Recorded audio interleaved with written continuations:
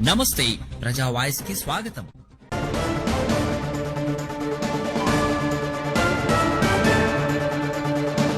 ప్రభుత్వ అధికారులందరికీ నమస్కారము. నిన్న లేదు మొన్న సాక్షి దినపత్రికలో వచ్చిన కథనం ప్రకారము మేము ఈరోజు అందరూ కలిసి మా ఫ్లాట్లు, తర్వాత ఇండ్లు, తర్వాత స్థలాలు ఉన్న వాళ్ళందరూ బాధితులందరూ కలిసి మీడియా ముందుకు వచ్చాము. ప్రపోజల్ ఏమొచ్చిందంటే మా ఫ్లాట్లోనే ఫ్లైఓవర్ వస్తుందని చెప్పేసి పేపర్కి వచ్చింది, ఫ్లైఓవర్ ఉందని చెప్పేసి.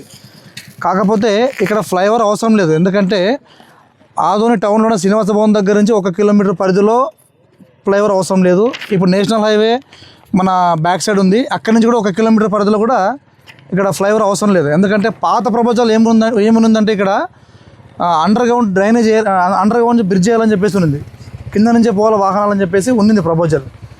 అదే ప్రపోజల్ వస్తేనే బాగుంటుందని మేము అందరూ కోరుకుంటాం. ఎందుకంటే అండర్ పాస్ బ్రిడ్జ్ వస్తే ఇక్కడ ఎవరికి కానీ నష్టపరిహారం జరగదు, ఎవరి ఇళ్ళలు కూడా మనం గవర్నమెంట్ నుంచి రూపాయి కూడా ఇవ్వాల్సిన అవసరం ఏముండదు.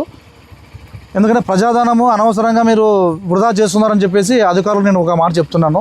ఇంకొకటి, మా ఇక్కడ ఉన్న ఫ్లాట్లకు కానీ ఇళ్ళకి కానీ ఎవరికి కానీ ఏ ఒక్క నోటీస్ కానీ ఏ ఒక్క మాకు ముందు ఇన్ఫర్మేషన్ కానీ మాకు ఇవ్వలేదు. దయచేసి గవర్నమెంట్కి ఏం చెప్తున్నాం అంటే ప్రభుత్వ అధికారులు అందరికీ కూడా, రైల్వే శాఖకు కానీ ఇక్కడున్న సబ్ కలెక్టర్ గారు కానీ ఎంఆర్ఓ గారు కానీ అందరికి కానీ ఇక్కడ ఫ్లైఓవర్ అవసరం లేదు సార్. ఎందుకంటే ఇక్కడ కిలోమీటర్ పరిధిలో కూడా ఫ్లైఓవర్ 2-3 ఉన్నాయి ఆదోన్లో. ఆల్రెడీ ఆదోన్లో మొత్తం కలుపుకుంటే ఈ శ్రీకాంత్ దగ్గర 4 ఫ్లైఓవర్లు ఉన్నాయి ఆల్రెడీ. కాకపోతే ఇది అవసరం లేదు. ఇది అండర్ గ్రౌండ్ బ్రిడ్జ్ చేస్తే చాలా బాగుంటుందని మేము అందరూ కోరుకుంటున్నాము. నా పేరు శేఖరు, నా ఫ్లాట్ నెంబర్ 9 235 సర్వే నెంబర్లో ఉంటుంది. ఇక్కడే సార్ సాయినగర్, మన ఫ్లైఓవర్ పక్కనే ఉంటాను నేను. దాదాపుగా 83లో మేము తీసుకున్నాం ఫ్లాట్లు. ఇక్కడ తీసుకొని 43 సంవత్సరాల నుంచి మా ఫ్లాట్లన్నీ ఇక్కడే ఉన్నాము, ఇక్కడే మేము నివాసం ఉన్నాము. దయచేసి మా అభ్యర్థన అర్థం చేసుకోవాలని కోరుకుంటాము. దాదాపుగా బాధితులు 100 మంది పైన ఉన్నాం మేము. అధికారులు స్పందించాలని కోరుకుంటున్నాం. ప్రైవేట్ ప్లాట్లు సార్ మావి, ప్రైవేట్ ప్లాట్లు. ప్రైవేట్ వెంచర్ వేస్తే మేము కొన్నాము. దాదాపుగా 43 సంవత్సరాలు అయింది మేము అందరూ కొని. ఇక్కడ 43 ఏళ్ళ నుంచి దాదాపు 30 సంవత్సరాల నుంచి ఇక్కడ నివాసం కూడా ఉంటున్నాము.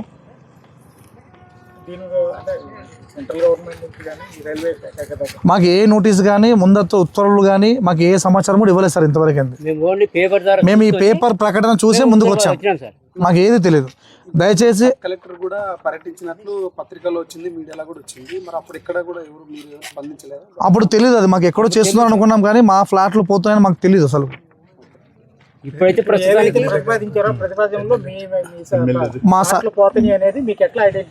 ఈ పేపర్ ప్రచురణ వచ్చినప్పుడు మా సర్వే నెంబర్ ఉంది ఇందులోన, ఆ సర్వే నెంబర్లో చూసుకొని మా ఫ్లాట్లు పోతాయని చెప్పేసి మేము ముందుకు వచ్చాం. క్లియర్గా ఇచ్చాడు, పేపర్లో మొత్తం క్లియర్ ఇచ్చాడు. ఈ పేపర్ కూడా జనవరి 22కి వచ్చింది, ఢిల్లీలో వచ్చిందంట. అక్కడి నుంచి ఇక్కడ ఏపీలో ఆదోన్కి రావడానికి 6వ తారీఖు వచ్చింది. మేము 9వ తారీఖు ముందుకు వచ్చాం. అంటే ఇప్పుడు జగనన్న కాలనీకి కానీ ఇక్కడ పోయే కాలనీకి కానీ చాలా మందికి ఫ్లైఓవర్ ఉంటే బాగా చాలా మంది కొంతమంది కోరుకుంటారు. దానికి ఎలా అనుకోవచ్చు? ఓకే, సంతోషం. కాకపోతే పక్కన అటు సైడ్ ఎండోమెంట్ ల్యాండ్ ఉంది, ప్రభుత్వ స్థలాలు ఉన్నాయి. ఇక్కడ బ్యాక్ సైడ్ కూడా ఎండోమెంట్ ల్యాండ్ ఉంది, ప్రభుత్వ భూములు ఉన్నాయి. అటుపక్క కూడా వేసుకుంటే మంచిదే, సంతోషపడుతున్నాం మేము కూడా. కానీ ప్రైవేట్ ప్లాట్లలోన ఇండ్లు కట్టుకున్న దాంట్లోన పోకూడదని మా ఉద్దేశం. ఇప్పుడు ఏదైతే ఫ్లైఓవర్ వల్ల దాదాపు ఎన్ని కుటుంబాలకి ఇబ్బంది కలిగే పరిస్థితి? దగ్గర 100 నుంచి 100 నుంచి 150 కుటుంబాలు రోడ్డున పరిస్థితిలో ఉంటుంది. వాళ్ళను కూడా దృష్టిలో పెట్టుకొని మన డిఎస్పీ బంగ్లాకా నుంచి ఆ లైన్ రైల్వే గేట్ దగ్గర వరకు చాలా ఇండ్లు ఉన్నాయి. ఆ ఇండ్ల వాళ్ళకు కూడా ఒకవేళ మీరు రోడ్డు కంపల్సరీ ఫ్లైఓవర్ వేయాలనుకుంటే వాళ్ళు కూడా పునరావృతం ఏర్పాటు చేసి వాళ్ళకి ఇండ్లు కట్టించి వాళ్ళ నష్టపరం కూడా ఇవ్వాల్సిందిగా కోరుకుంటున్నాం. నా పేరు మారుతిరావు. 195 లెవెల్ క్రాసింగ్ గేట్ వద్ద నిర్మాణం చేపట్టబోతున్నామని చెప్పేసి 6వ తారీఖు సాక్షి దినపత్రికల్లో ప్రెస్ నోట్ ఇచ్చారు.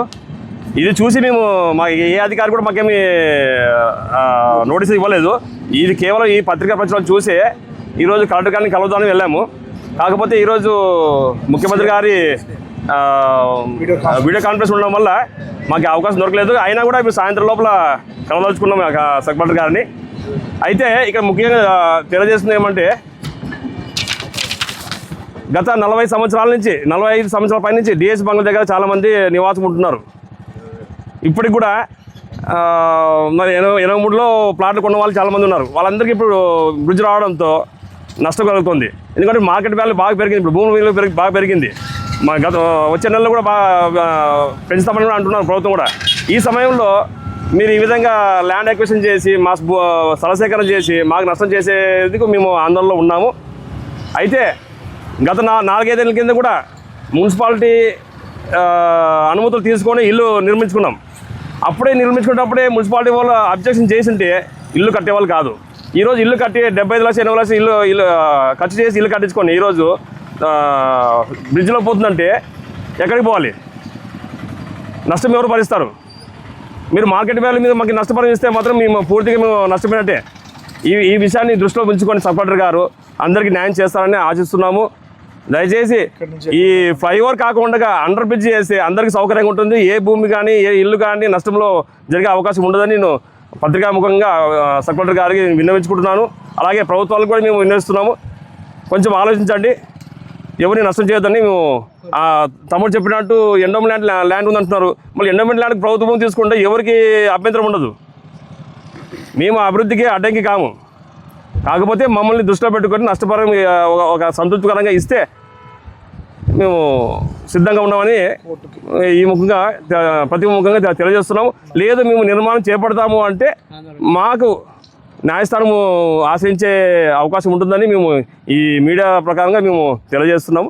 ఈ అవకాశం ఇచ్చినందుకు అందరికీ ధన్యవాదాలు. నా పేరు మారుతిరావు. ఈ 234 సర్వే నెంబర్లో ఇల్లు నిర్మించుకున్నాను. G+1 నిర్మాణించి 6.5 సెంట్లో నేను నిర్మాణం చేసుకున్నాను. దయచేసి దీన్ని దృష్టిలో ఉంచుకొని న్యాయం చేస్తారని కోరుతున్నాను. అంటే మీరందరూ నెక్స్ట్ ఏమైనా న్యాయస్థానాన్ని ఆశ్రయిస్తారని? తప్పకుండా. ఇది మా హక్కు. ఇది మా హక్కు. ఎందుకంటే డబ్బులు పెట్టి వెచ్చించి కొనుక్కున్న ల్యాండ్ ఇది. మాకు ఇంతవరకు ఎటువంటి ఇన్ఫర్మేషన్ లేకుండా నోటీస్ లేకుండా మీరు జస్ట్ అంతేందుకు ఇప్పుడు ఆర్టీ ఆఫీస్లో ఇది చూపిస్తే దీని మీద సంబంధించినటువంటి సీరియల్ నెంబర్ వాళ్ళు రాసుకుంటారు. అంటే వాళ్ళకే తెలియదు ప్రచురించినారని చెప్పేసి ఇచ్చినామని చెప్పేసి కూడా అధికారులు కూడా తెలియదు. అంటే ఏ స్థాయిలో ఉన్నామని చూడండి. మమ్మల్ని దృష్టిలో పెట్టుకోండి, మమ్మల్ని నిర్లక్ష్యం చేయొద్దని మేము కోరుతున్నాను. ఇప్పుడైనా మీకు సంతృప్తికరమైన కాంపెన్సేషన్ ఏదైతే ఉందో అది ఇస్తే ఓకేనా, లేకపోతే అసలు ఇక్కడ మాకు కాంపెన్సేషన్ ఇంపార్టెంట్ కాదండి. ఒకవేళ తప్పనిసరిలో ఉంటేనా మాకు సంతృప్తికరంగా ఇవ్వాలని కోర్టు కూడా చెప్తుంది. కాకపోతే ఇంత డబ్బు వృధా చేసే బదులు అండర్ పాస్ చేస్తే అయిపోతుందా? 80 కోట్లు పెట్టి ఖర్చు చేసే బదులు అండర్ పాస్కి 15 కోట్లు 12 కోట్లతో అయిపోయేదానికి ప్రజాధనాన్ని వృధా చేయకుండా అందరికీ సౌకర్యవంతంగా ఉంటే భూమి వాల్యూ పెరుగుతుంది. ఆ భూమి వాల్యూ పెరిగితే మాకు లోన్లు వస్తాయి. ఇప్పుడు నా ఇంటి మీద కూడా లోన్ పెట్టుకొని తీసుకున్నాను నేను. ఇప్పుడు మీరు ఏ రకంగా చేస్తారు సార్? న్యాయం చేస్తారు? దీన్ని దృష్టిలో పెట్టుకొని ఎవరికి అన్యాయం చేయకుండా న్యాయం చేయాలని పత్రికాముఖంగా కోరుతున్నాను. ధన్యవాదాలు. ఆలోచన ప్రకారం ఇక్కడ అండర్ బ్రిడ్జికి మీ ఆమోదం గతంలో కూడా కరోనా టైంలో అండర్ బ్రిడ్జ్ కూడా ప్రతిపాదనలు పోయినాయి, ఓకే చేస్తారు. మరి ఇప్పుడు ఎందుకు మన ఎమ్మెల్యే గారు కూడా ఫ్లైఓవర్ బ్రిడ్జ్ వద్దు అండర్ బ్రిడ్జ్ అని నాకు తెలిసి 1.5 సంవత్సరాల కిందేమో ఒక స్టేట్మెంట్ ఇచ్చారు. ఎందుకంటే అండర్ బ్రిడ్జ్ వేస్తే భూమి వాల్యూ పెరుగుతుంది, బ్రిడ్జ్ వేస్తే ఇటుపక్క అటుపక్క సర్వీస్ రోడ్ రావడంతో నష్టపోతారని ఆయన తెలిపారు. మళ్ళీ ఇప్పుడు ఈ బ్రిడ్జ్ ప్రతిపాదనలో ఎలా శాంక్షన్ అయ్యో మాకైతే అర్థం కావట్లేదు. ఎమ్మెల్యే గారు కూడా కాస్త దీని మీద దృష్టి పెట్టి ప్రజలకు న్యాయం చేసే విధంగా చొరవ చూపాలని నేను ఈ మీడియా లేదండి. ఈరోజు మాకు ఈ పత్రిక కూడా 6 తారీఖు ప్రచురితమైంది. ఎవరో మాకు ఫ్రెండ్స్ ఈ విధంగా వచ్చిందని చెప్తే దీన్ని డౌన్లోడ్ చేసుకొని చూసుకొని అందరిని ఫోన్లో మాట్లాడుకొని ఈరోజు సబ్ కలెక్టర్ గారికి పోతే ఈరోజు అందుబాటులో లేడం కారణంగా మీడియా రూపంగా ఈరోజు ప్రెస్ మీట్ ఇద్దాము. తర్వాతనే కలుస్తాం కలెక్టర్ గారిని. నా పేరు మారుతిరావు. 234 సర్వే నెంబర్లో ఇల్లు కట్టుకున్న యజమాని. ఈ డిఎస్సి బంగ్లా దగ్గర నుంచి సర్వే నెంబర్లు ఉన్నాయండి. దగ్గర ఎన్ని సర్వే నెంబర్లు ఉన్నాయి?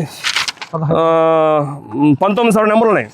వెంగళాపురం మండిగిరి సంబంధించిన సర్వే నెంబర్లు అన్న. వెంగళాపురం సర్వే నెంబర్ 3 సెంట్లు 98 seat. Mandigiri survey number 374 1B, 374 2B, 372/1, 373/2B, 370/1A1, 370/1A3, 370/1B1, 370/183, 1B3, 371/2, 220/2A, 217/1, 218/A1, 218/B2, 218/C1, 218/2A, 234/2, 235/A2B2, 235/B2. మొత్తం 19 సర్వే నెంబర్లు సార్. వెంగళాపురం మండిగిరి సర్వే నెంబర్లు. సర్వే నెంబర్లకి ఇబ్బంది కలిగే పరిస్థితి. ఇబ్బంది కలిగిస్తుంది. ఇందులో ఇండ్లు ఉన్నాయి సార్, ఇండ్లు ఉన్నాయి, నివాస స్థలాలు ఉన్నాయి, ప్రభుత్వం కేటాయించిన 1.5 సెంటు స్థలాలు ఉన్నాయి. సుమారు ఇల్లు ఎన్ని ఉండబోతాయి, అంటే ఇల్లు ఎన్ని తీసే ఇండ్లు దరిదాపుగా నాకు తెలిసి ఇండ్లు ఒక 20 దాకా ఉంటాయి సార్. కొత్తగా కట్టుకున్న ఇల్లు ఉన్నాయి సార్. ఇంకా 80 ఇండ్లు. ఎన్ని ఉన్నాయి? కొత్త కట్టినారు సార్, మొన్న కొత్త కట్టుకున్నాం సార్ అది ఇండ్లు కూడా. Thank you sir.